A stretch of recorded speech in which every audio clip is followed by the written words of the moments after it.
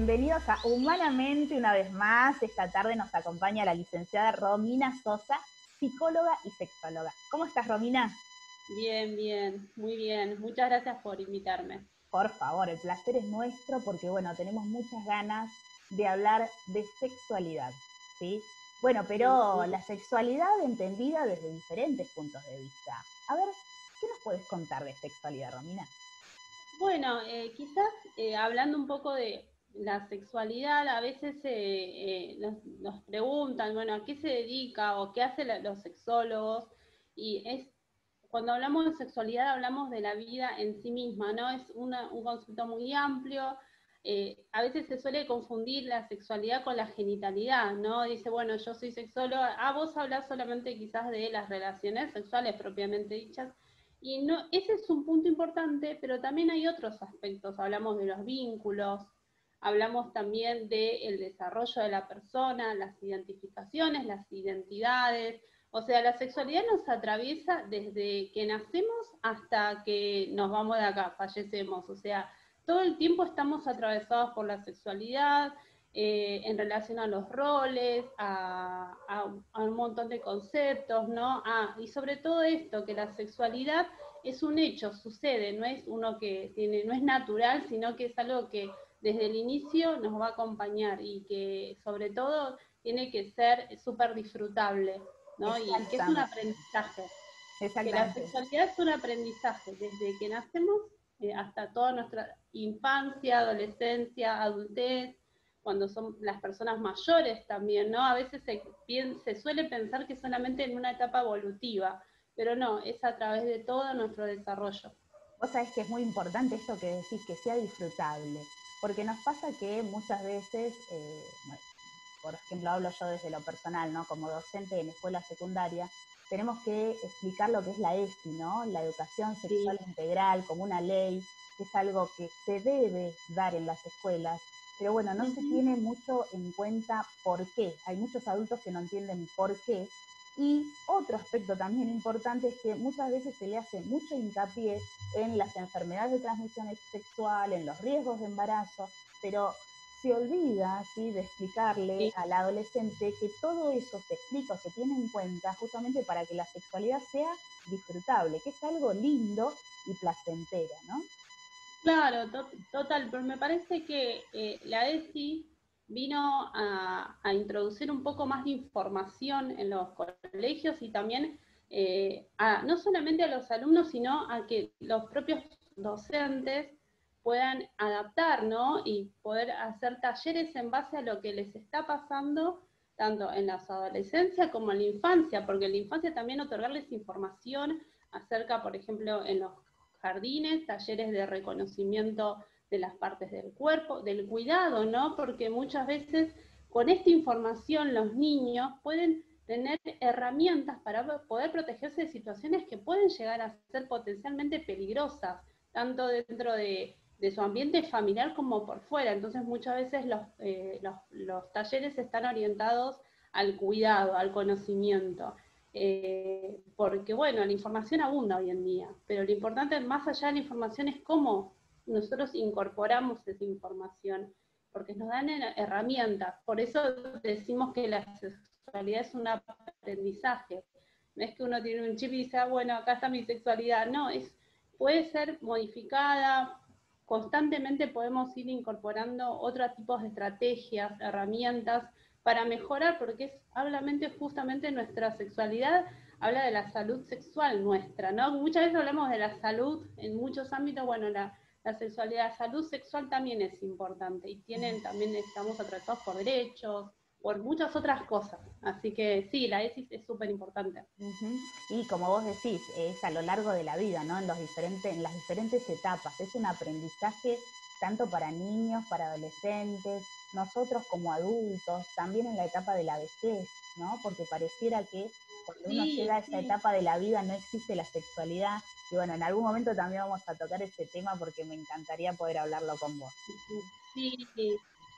Sí, es uno de los mitos, ¿no? O de las personas adultas no tienen sexualidad. Se puede llegar hasta incluso a pensar, ¿no? En las parejas, que una de las parejas fallece, ¿no? y dice, bueno, no, entonces ya no está en pareja, no tiene sexualidad, no, como esa ya no, como si la sexualidad se coartara en el momento en que uno ya se hace mayor, los adultos mayores. Y la realidad es que esa persona sigue teniendo deseos, sigue teniendo ganas de poder vincularse con otras personas, de poder conocer, ¿no? Y que eso no sea, a veces es más el prejuicio y los mitos, ¿no? Que coartan tu posibilidad de poder acceder y que sea algo más disfrutable y placentero. Se termina reprimiendo como muchos de estos aspectos vinculados a la sexualidad, como ser también la construcción de la propia identidad, ¿no? ¿Qué es la identidad sexual?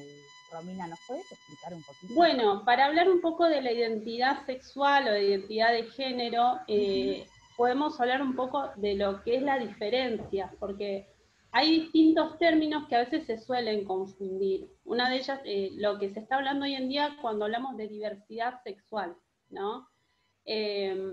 Lo que ocurre es que, por un lado está el sexo, el género y la orientación sexual.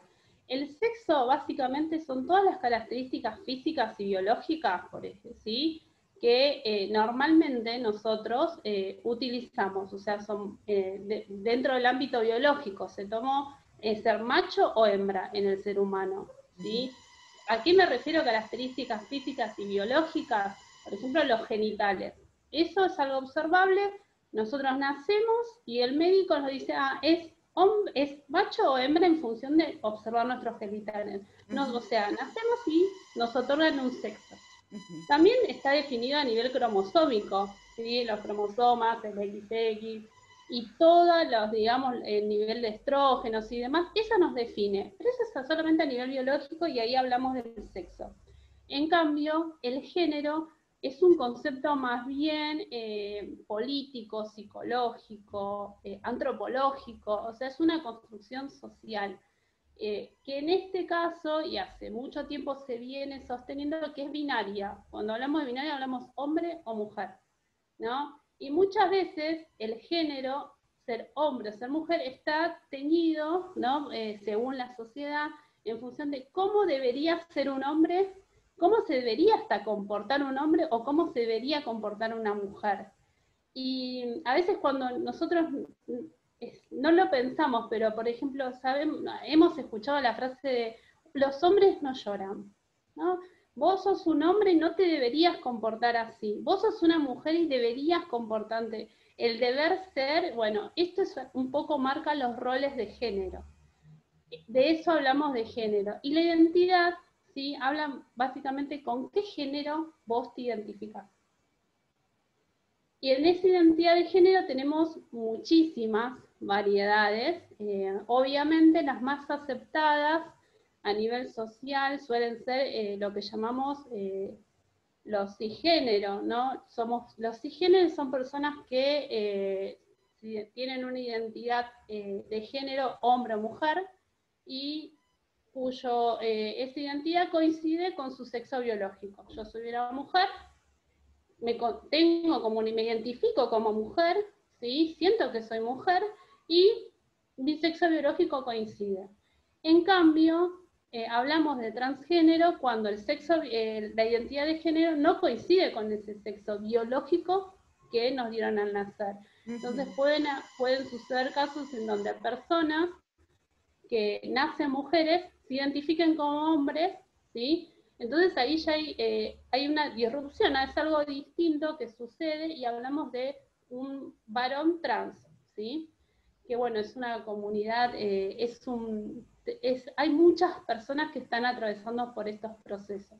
También están los intersex, que es una palabra muy nueva. Hace poco, en esta semana, fue el Día de la Visibilidad Intersexual, que son personas que nacen, ¿no? Con ambos tractos genitales, que no son claramente diferenciables, pero no sé si se entiende, son...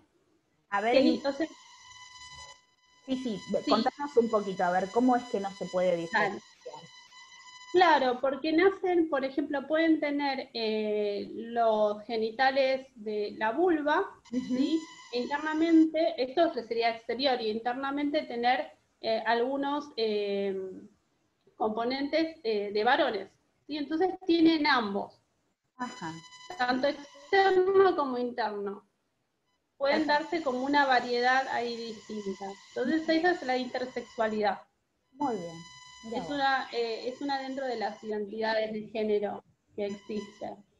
Así que, y después, cuando hablamos también está la orientación sexual, que básicamente es el vínculo amoroso, es la atracción, ¿no? Es la atracción o el vínculo que vos podés establecer con otra persona amoroso, espiritual, amistoso, o sea, hay algo en esa persona que te atrae y que de eso justamente se habla de la orientación sexual.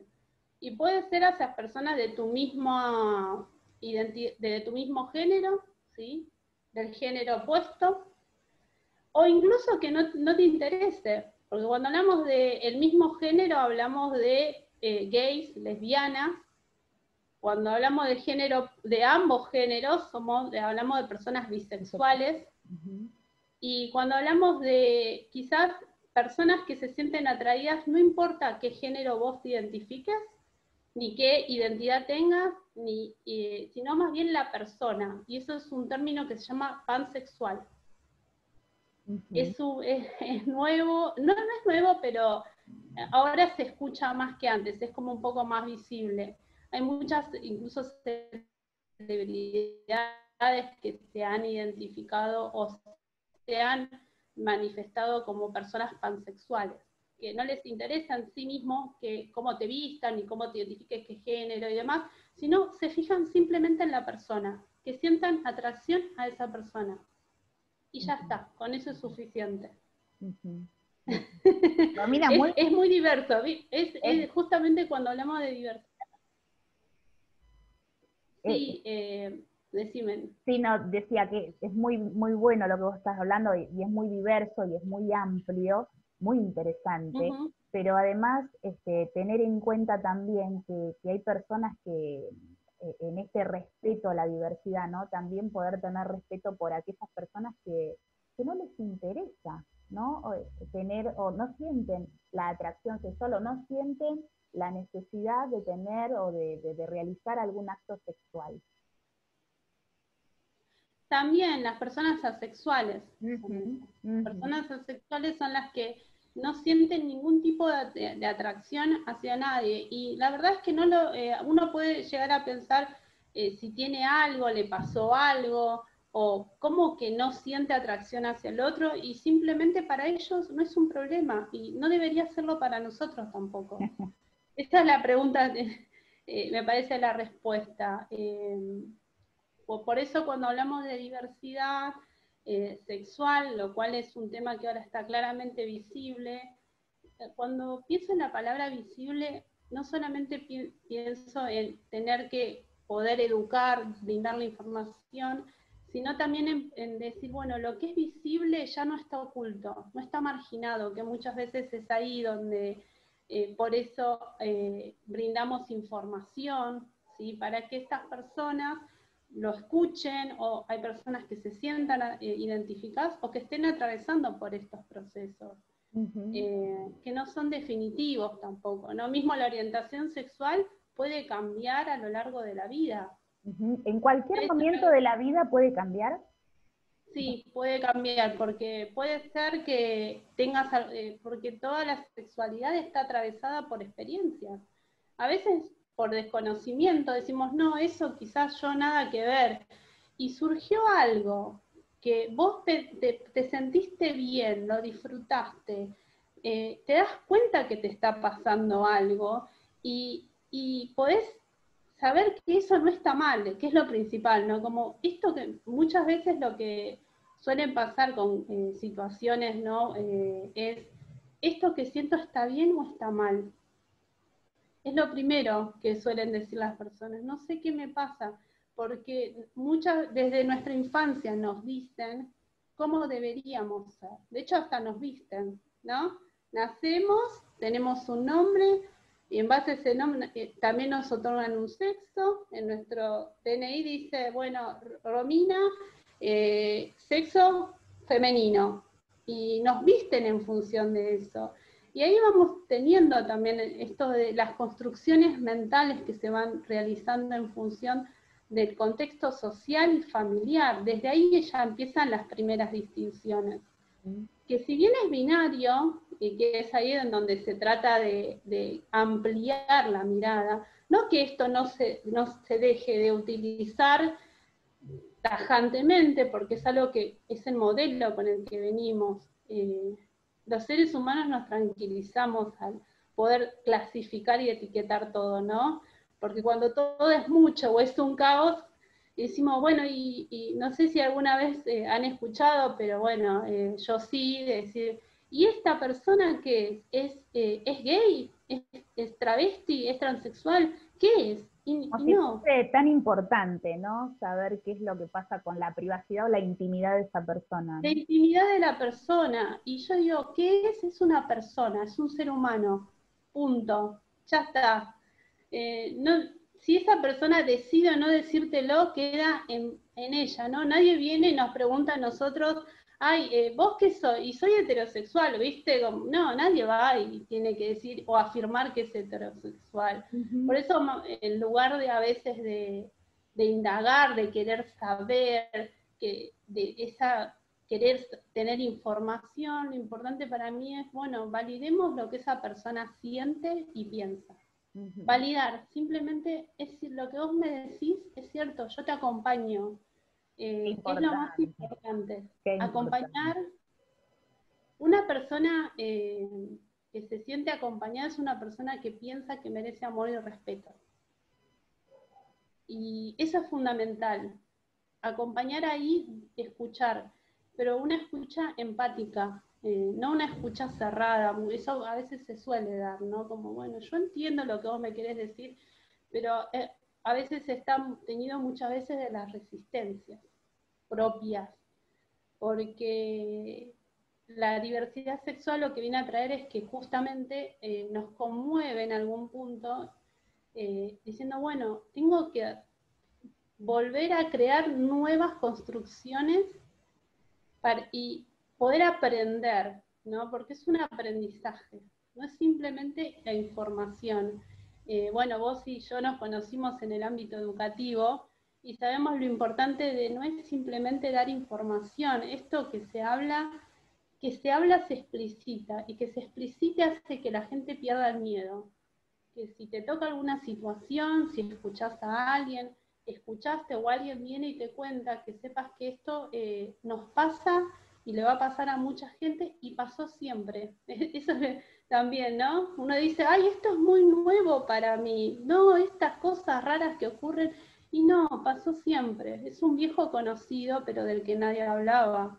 Qué Es bueno, eso. qué bueno. Vos sabés que sí, pasó siempre, lo que pasa es que en algún momento de la historia todo esto fue visto como algo patológico, ¿no? Como una enfermedad.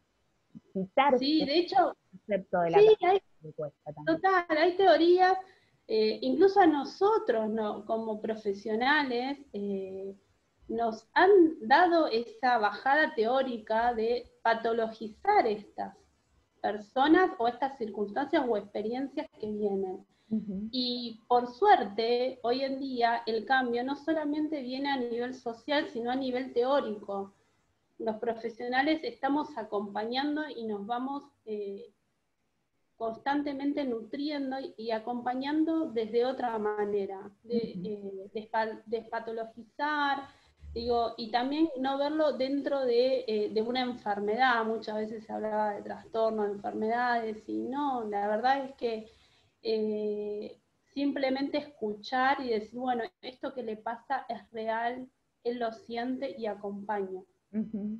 Me Identificar parece que dónde se aloja el sufrimiento, ¿no? De esta persona si es que viene por una consulta de este tipo, ¿no? Y en ese sentido sí poder acompañarlo, pero no sin necesidad de tener que etiquetar. Pero como vos hablabas hace un rato, esta búsqueda del ser humano continua, de tener que ponerle un nombre a las cosas, ¿no? Porque eso como que nos brinda seguridad, ¿no? Está dentro de ese encuadre, de ese estereotipo.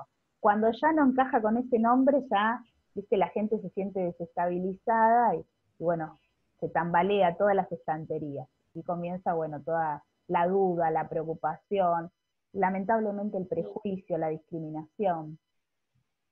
Sí, muchas veces el prejuicio y la discriminación a personas que están atravesando este proceso, que se identifican de algo por fuera de lo normativo, binario, lo que hace que estas personas afecta directamente a su calidad de vida.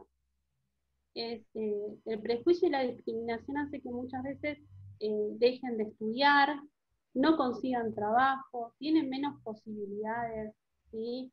Entonces tampoco pueden formar, o les da miedo formar parejas, no pueden encontrar parejas porque todavía existe mucho de eso en relación. Entonces hablamos como una limitación en múltiples áreas de esa persona. Entonces, los profesionales que acompañamos, que respetamos, que esto de tener perspectiva de género, es como poder no tener una, viste, dice, hay que ser mente abierta, no, hay que tener el corazón abierto. Muy Eso bueno. es importante. Muy bueno. La mente y el corazón acompañan en todo, entonces estas personas, nada, mejora su calidad de vida. Y sobre todo el trabajo fundamental suelen ser las familias. Una familia que acompaña es una familia que le está dando mejor calidad de vida a esa persona, dando una mejor salud, de hecho. Hablando de la salud física y psíquica, ¿no? Vos que sos mi colega, sabés lo importante de eso. Y por supuesto, entra dentro de todo el concepto de salud, ¿no? Justamente, la salud mental, física y social, que se den todas las condiciones, ¿no? Para poder disfrutar de buena salud. Ahora, Romina, digo, creo yo que con todo lo que nos has explicado, creo que es más que suficiente entender por qué la educación sexual en las escuelas, ¿no? Porque formándolos desde niños, esos chicos van a sus casas, regresan a sus casas y cuentan lo que también fueron escuchando dentro de la escuela. Y que esto sea una charla que se pueda dar a nivel familiar, para que se abra un debate, para que se pueda hablar de aquello que, bueno, muchas veces es tabú dentro de muchas familias, ¿no? Y que deje de ser tabú, que se pueda hablar de todo lo que tiene que ver con sexualidad. Porque bueno, ahí para que el chico pueda recurrir a papá o a mamá ante cualquier duda, ¿sí? Que bueno, son las personas más importantes, ¿no? Para poder ayudar en los momentos de inseguridad, ¿sí? Totalmente, porque los niños, incluso a veces, suelen, cuando tienen esta información, se les brinda desde tan pequeños, nacemos y se cría, ¿no? Con una capacidad empática mucho más grande para aceptar lo diverso y lo distinto. Entonces, somos los adultos quienes estamos un poco más reticentes, y no está mal tener resistencia. Eso, yo no quiero decir que vos tenés que informarte y ya ser directamente empático, no.